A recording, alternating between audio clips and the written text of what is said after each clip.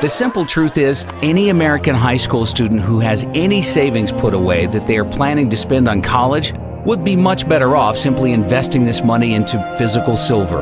A senior in high school with $30,000 in savings who buys physical silver today will likely have enough money to buy the median U.S. home 4 years from now, while all of their friends will be graduating college with no job or money to buy a house, but will be stuck with hundreds of thousands of dollars in debt and a worthless piece of paper called a college degree. How worthless is education? Let me count the ways in my worthless college degree. Worthless. That's what a college degree is worth. Here's my worthless law degree. Equally as worthless. Here's my worthless license to practice law. Worthless.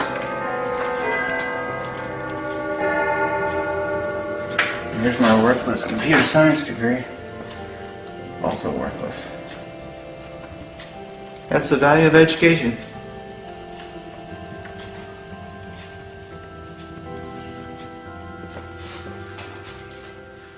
If somebody were graduating from high school today and wanted to know whether they should go to college, I would say they should run, not walk, away from college.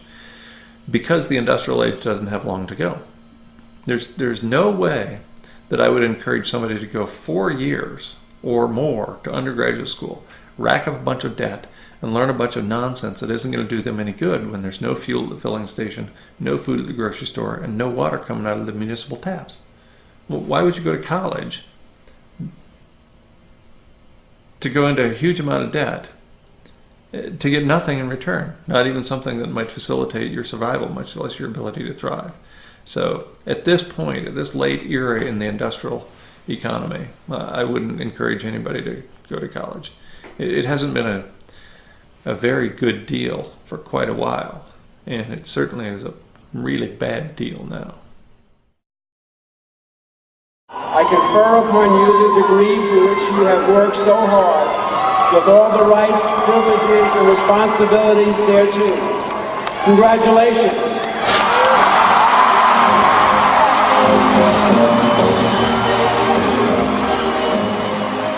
As fast as college tuition costs are rising, the value of a college degree is declining even faster.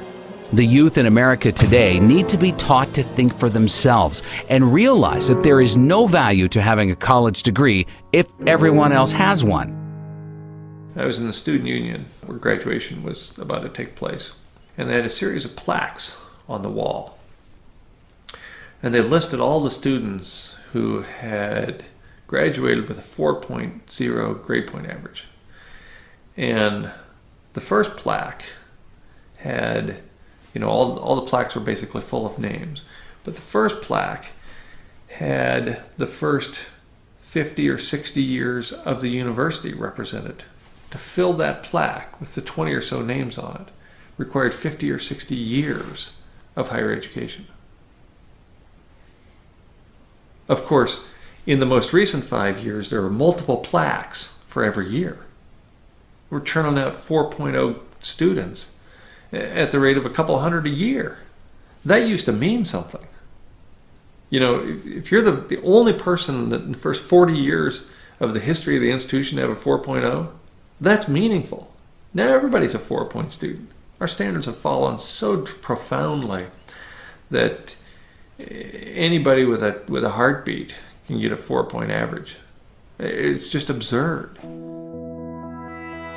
The U.S. Bureau of Labor Statistics reported in April of last year that as of October 2009, 70.1% of 2009 high school graduates were enrolled in colleges or universities, an all-time high since they began keeping this statistic, and up from 68.6% of 2008 high school graduates enrolling into college.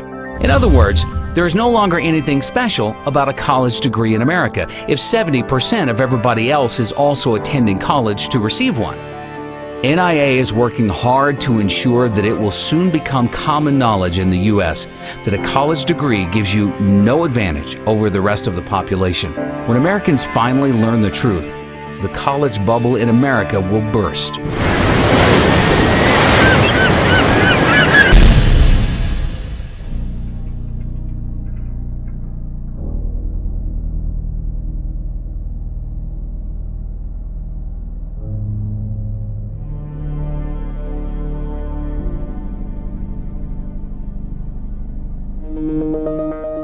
Of the 29.9% of recent high school graduates not in college, 70% of them were able to successfully find jobs without a college degree. These Americans are already building important workforce experience, which NIA considers to be far more valuable than any piece of paper.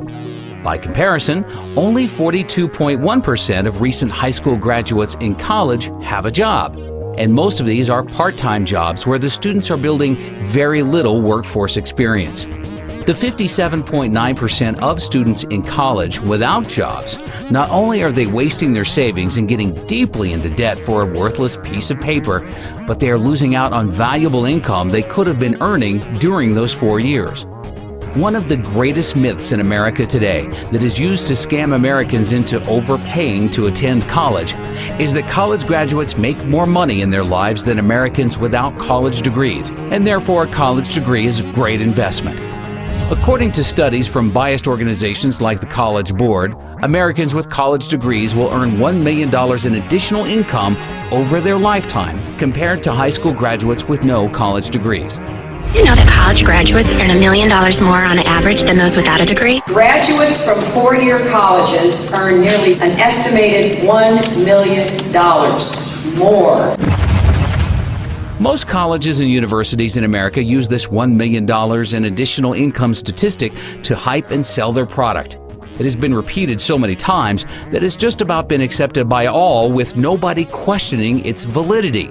However, for any student thinking of attending college, they need to consider the facts surrounding this number and compare it to the true cost of attending college. With the cost of annual college tuition now at $27,293, if we assume continued 5.15% college tuition inflation over the next 4 years, the average cost for a student entering college now to receive their bachelor's degree in 4 years will be $117,900. Therefore, even with the current college inflation crisis, an expenditure of $117,900 on the surface seems like a good investment if the return will be $1 million. The secret truth is, most college students do not receive their degree in 4 years. The Americans who are earning $1 million more in their lifetimes are actually spending an average of 6 years in college before receiving their degrees. Therefore, assuming continued 5.15% college tuition inflation for years 5 and 6, the total cost for the average student's degree in order to earn their $1 million in extra income will be $186,349. For those who borrow that full amount and pay it back over 10 years at a 6% interest rate, the additional interest expense would be $61,914, bringing the total cost of the degree up to $248,263. Then you need to consider the matter of lost income. The average high school graduate who finds an entry-level job without a college degree earns $35,400 per year over the first 6 years. For the majority of college students who don't have jobs, they are losing $212,400 in income over their 6 years in college. Combining the expected cost to attend college for 6 years with potential interest expenses and lost income, and now we are at a total cost of $460,663, all for the hope of earning an extra $1 million over a lifetime. Another important fact is, all of the reports that show $1 million in extra income for college graduates over high school graduates include students who receive GEDs as being high school graduates. Most GED recipients weren't motivated enough to graduate high school and therefore shouldn't be included in these statistics as real high school graduates. NIA believes GED recipients are unfairly skewing down high school graduates' average incomes. Also, the simple truth is, some Americans are just more motivated than others to make money and have successful careers. Somebody who wants to earn a high income usually goes to college because they have been suckered into believing it offers them the greatest ability to do so. Whereas most Americans who don't attend college don't have as strong a desire to have a successful career. 95% of college graduates interviewed by NIA with annual incomes above $200,000 tell us that their college degrees had absolutely nothing to do with their business success. In fact, of these same people surveyed, 90% of them said that they probably would have become successful at a much earlier age and be making even more money today if they didn't waste so many years of their life attending college. The phony $1 million in additional income study that was conceived by the education industry in order to deceive Americans into overpaying to attend college is just one of many false, misleading studies that they have created in an effort to create an illusion that college is a good investment, no matter how high tuition prices rise. The mainstream media has been working with the education industry and helping them perpetrate their schemes on the American public. One of these schemes was the 2008 pharmacist shortage hoax. 3 years ago, there were 15 new pharmacist schools getting ready to open in the U.S. In order to create artificial demand for enrollments to all of these new schools, the industry decided to create an illusion that there was a huge shortage of pharmacists in the country that will continue for the rest of the decade, with 150,000 new pharmacist jobs needed by 2020. One place where the U.S. economy has too many jobs and not enough applicants is in pharmacies. Because there's a shortage of pharmacists, many are overworked from putting in long hours. With pharmacies open 24 hours a day and a huge population of aging baby boomers consuming larger amounts of prescription drugs, it adds up to an industry that cannot find enough pharmacists to go around. From the student standpoint, and our students know that when they graduate, they have a job. I mean, in fact, they have a job even before they have graduated. It's not that they can practice as a pharmacist, but they know they have been offered already a job. So that's one of the positive side. On the negative side is the pressure that's put on the schools to really come up with the number of pharmacists that are needed in the future. By some estimates, the U.S. would need more than 150,000 new pharmacists by 2020 to match supply with industry demand. Experts say the pharmacist shortage will continue for at least a decade or more. In the meantime, at least 15 new pharmacy schools are expected to open their doors by 2010, even as existing schools expand in size.